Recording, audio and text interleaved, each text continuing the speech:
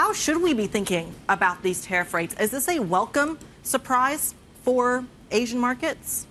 Hey, good morning, Kriti. Well, you know, as far as South Korea is concerned, 15% isn't really that much of a magic number for markets, which actually, you know, maybe a little bit surprisingly, the Kospi dribbled lower after a little bit of optimism at the open and is down a few tenths of a percent now, with the car companies actually some of the biggest drags on the index. There had been some speculation that maybe Korea would be able to get below 15% for cars, a more favorable kind of trade terms than what Japan has been able to win, but that wasn't the case in the end. And so rather than the huge excitement and boost that we got with Japanese markets when they received the 15% tariff levels a week ago, for South Korea, it was greeted with a little bit more indifference maybe, or even a bit of disappointment. And likewise, the one, you know, kind of dribbled lower again.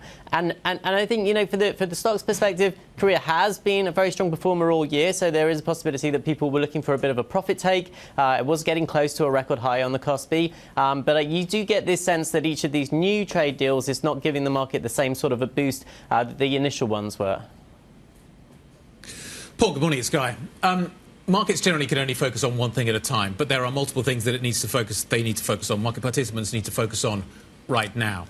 You've got what is happening with trade. You've got what's happening with central banks, the Fed, the BOJ's currently live right now. You've got a story surrounding, obviously, big tech. Which one should I focus on? What do you think the dominant theme is that markets should focus on and obsess about right now?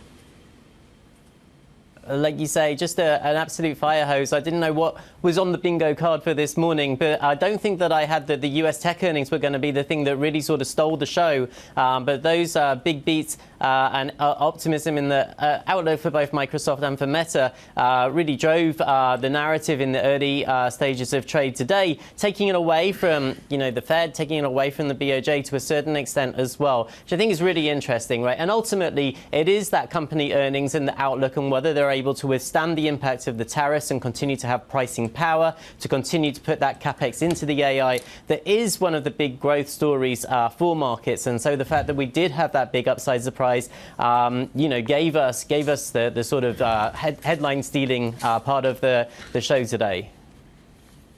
Incredible volatility in metals prices, Paul. The fact that the Trump administration has excluded refined product on its tariffs, this is around copper.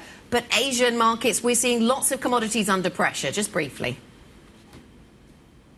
Yeah, really interesting there. So we've seen that spread between US and copper and European copper completely collapse overnight, basically. Really disruptive for markets. And there's a lot more of this kind of whiplash to come, I'm sure.